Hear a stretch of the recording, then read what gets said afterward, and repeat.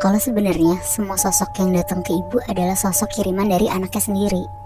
Ya, Ibu dengar itu tuh kaget banget sekaligus nggak percaya. Tapi pas didengar lagi, semua itu jadi masuk akal. Karena temennya tuh juga bilang kalau anaknya itu tuh minta bantuan dukun untuk bisa jadi kaya.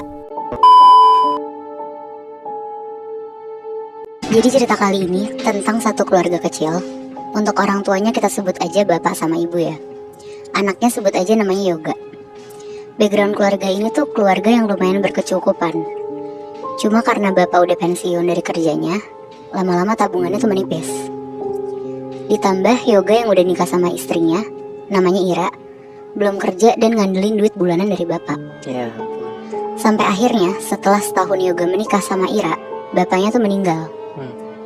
Ibu yang udah nikah puluhan tahun sama bapak tuh benar-benar terpukul karena ngerasa bapak itu satu-satunya teman hidup ibu. Ya walaupun ibu juga tinggal satu rumah sama Yoga dan Ira di rumah bapaknya, tapi tetap aja ya namanya juga istri ditinggal suami, pasti berasa banget kan Moy, Bi? Iya. Karena ibu itu ibu rumah tangga dan Yoga belum kerja juga, akhirnya Yoga tuh jadi ngerasa lumayan susah hidupnya. Sisa tabungan bapak juga benar-benar tinggal sedikit buat makan sehari-hari. Selama masa duka, Yoga tuh selalu minta duit ke ibu. Ibu yang sering dimintain tuh lama-lama ngomong ke Yoga, "Nak, kamu mulai cari kerja, gak bisa ngandelin duit sisa tabungan bapak terus. Sudah mau habis, nak." Ngedenger itu Yoga tuh cuma iya aja, tapi tetap gak nyari kerja. Sampai akhirnya beberapa bulan kemudian, ibu mulai gerah lah sama sikapnya si Yoga ini. Karena cuma sehari-hari tuh di rumah, males-malesan. Akhirnya ibu mulai nyindir-nyindir Yoga sama Ira.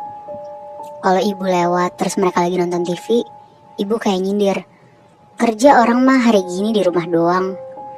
Ira tuh kaget di situ, karena ibu tuh tipe orang yang halus, baik banget. Pokoknya selama Ira nikah sama Yoga. Tapi sekarang tuh ibu jadi berubah banget. Ya saking kesel ngeliat anaknya nggak kerja-kerja kali ya. Iya bener Moy. Dan sindiran-sindiran itu tuh terjadi setiap hari Moy, Bi. Sampai Ira tuh suka nangis ke Yoga. Akhirnya Yoga sama ibu tuh jadi sering berantem karena Yoga gak terima disindir-sindir ibu terus. Dan ibu pun juga gak terima Yoga anak satu-satunya, laki-laki pula, diem doang di rumah gak kerja. Iya. Berbulan-bulan Yoga sama Ira bertahan di rumah ibu. Sampai akhirnya di titik klimaksnya, ibu tuh udah gak mau kasih uang sepeser pun buat Yoga sama Ira. Di situ Yoga tuh gak terima banget. Akhirnya Yoga sama Ira tuh milih buat pakai jalur pintas. Mereka ke dukun untuk minta kekayaan secara instan. Tapi gak berhenti di situ aja. Mereka juga minta ibu untuk gak nyebelin lagi ke mereka. Mereka minta kalau bisa ibu tuh diganggu aja sama dalam tanda kutip jin kiriman dari dukun itu. Oh, kurang ajar ya. Beberapa hari kemudian setelah pulang dari dukun itu, Yoga sama Ira tuh jadi sering keluar rumah. Bukan karena kerja Moy, Bi, tapi shopping. Bener-bener setiap hari ada aja yang dibeli sama mereka berdua. Nah ngelihat itu, ibu yang ngerasa gak pernah ngasih duit ke mereka lagi tuh curiga sama mereka. Ditanyalah sama ibu, "Kamu kerja apa sekarang Yoga?" Tapi Yoga malah ketus ke ibu. Udah bukan urusan ibu, yang penting Yoga gak pernah minta duit ke ibu lagi. Ngedenger itu ibunya marah banget kan. Karena ibu tuh ngerasa semenjak gak ada bapak, sikapnya Yoga tuh jadi kurang ajar sama ibu. Malamnya sekitar jam 7, ibu sholat lah, nangis-nangis. Dia tuh sedih karena Yoga berubah. Soalnya dari awal maksud ibu kan baik ya, kayak pengen anaknya kerja biar bisa ngidupin keluarganya. Tapi malah jadi kayak gini Yoganya. Selesai sholat, ibu tuh nyoba buat tidur. Dia matiin lampu kamarnya, terus tiduran. Akhirnya dia mulai merem. Pas udah ketiduran, ibu kan tidurnya posisinya terlentang. Nah terus dia tuh ngerasa kayak ada kuku orang yang jalan di lengannya dia gitu loh Moy, Bi. Jadi kayak nyakar tapi nggak yang sampai berdarah gitu. Iya benar, dan itu pelan banget. Terus karena ibu bingung, dia nyoba buka mata sedikit. Terus ngelirik lah ke kanan. Ternyata ada sosok gede banget, warnanya hitam, lagi gesek-gesekin kukunya yang panjang banget ke lengannya ibu. Duh. Di situ ibu kaget banget dan langsung merem. Terus balik badan ngebelakangin si sosok itu. Akhirnya dia ngumpet lah di balik selimut. Kira-kira udah sejam ditunggu sama ibu, udah gak ada tanda-tanda dari sosok itu. Akhirnya ibu tuh nyoba merem lagi, karena dia udah ngerasa tenang. Tapi tiba-tiba ibu tuh denger kayak ada suara dari jendela kamarnya. Suaranya tuh kedengarannya kayak ranting pohon yang kena ke jendela gitu Moy. Karena posisinya pas banget di hari itu tuh lagi hujan deras dan anginnya tuh juga kenceng. Akhirnya ibu mau ngecek lah. Dia jalan, nyalain lampu kamarnya. Dia tuh mau ngecek ke sumber suara itu karena takutnya jendela ibu tuh belum ketutup benar. Jadi takut air juga masuk. Terus akhirnya ibu buka hordengnya. Dia buka hordengnya pelan-pelan ke arah kanan. Pas udah kebuka, ibu kaget banget. Ada sosok hitam gede yang tadi lagi gesek-gesekin kukunya yang panjang banget ke jendela kamar ibu. Set, tatap-tatapan berarti tuh. Tatap-tatapan, Moy. Wow. Gue merinding banget lagi. Akhirnya ibu langsung nutup hordengnya lah kenceng sambil teriak astagfirullah. Ibu langsung lari ke kamar Yoga sama Ira di situ. Tapi mereka ternyata nggak ada di rumah. Akhirnya ibu duduklah di meja makan sambil megang tasbih. Ibu zikir-zikir lah di situ. Di malam itu juga petirnya tuh gede-gede banget, Moy, Bi. Sampai akhirnya tiba-tiba lampu rumah tuh mati semuanya. Ibu merinding, terus dia takut banget. Dia langsung bacalah surat-surat pendek sambil berusaha nyari lilin di sekitar rumahnya. Pas ketemu lilinnya, ibu nyalain. Ibu duduk di meja makan sambil berdoa dan cuma pakai penerangan dari satu lilin yang dia punya itu. Ibu gak berhenti zikir sama istighfar. Pas ibu lagi istighfar, astagfirullahaladzim berkali-kali, tiba-tiba dari arah belakang tuh ada suara perempuan. Astagfirullah, astagfirullah, astagfirullah. Di situ ibu takut banget, tapi ibu tuh merem dan ngencengin doa-doanya dia. Berarti setannya gak cuma satu dong? Iya bener, Moy. Sampai akhirnya sejam kemudian ya, Yoga sama Ira tuh pulang. Pas mereka berdua pulang, lampu rumah tuh langsung nyala semua.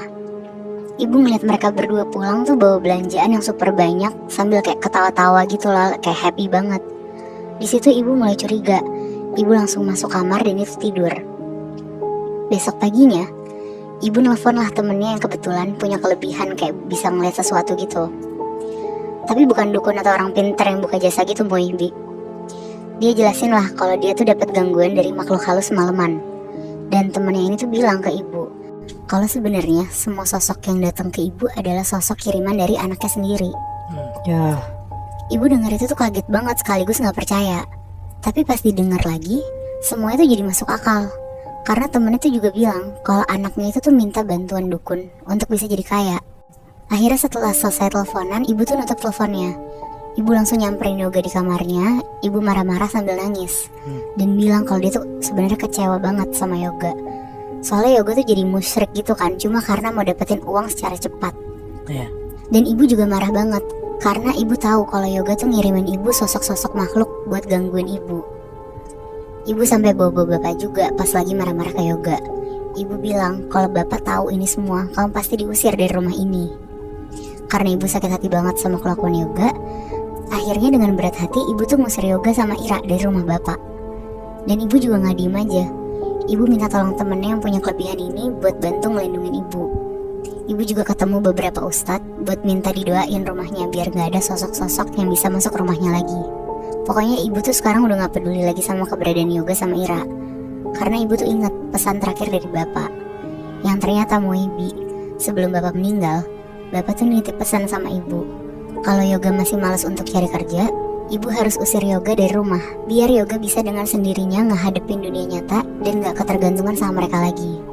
Jadi ya tindakan ibu tuh bisa dibilang juga secara gak langsung pesan dari almarhum bapak yang pengen anaknya mandiri secara finansial. Wow, berarti seorang istri kehilangan bapaknya, kehilangan suaminya sampai efeknya jadi anaknya musyrik dan nyerang ibu sendiri tuh menurut gue chaos banget sih, Nat. Cuman karena uang kan kayak gitu? Iya, cuma karena uang dan karena kemalasan anaknya itu sendiri, Moy. Ya, yang gue bingung sampai istrinya aja mau ngebantuin suaminya buat nyelakain ibu sendiri itu lebih. Iya itu loh. Untungnya ibunya ya taat agama ya, jadi ada yang ngelindungin dan punya teman yang bisa untuk membantu dia sih. Itu menurut gue cukup jadi solusi yang baik gitu loh. Iya, gue setuju banget sih, Moy, Bi. Tapi sekarang kalau lo tahu keadaan Yoga gimana tuh, Nat? Nah, gue kurang tahu juga sih, Bi. Karena yang terakhir gue tahu juga si Yoga tuh diusir dari rumah kan, dan ibu jadi tinggalnya sendiri. Mungkin dia masih dengan dukunnya itu loh, dengan mendapatkan kekayaan secara instan. Karena kan udah males juga gak sih? Ya kemungkinan besar gitu sih ya.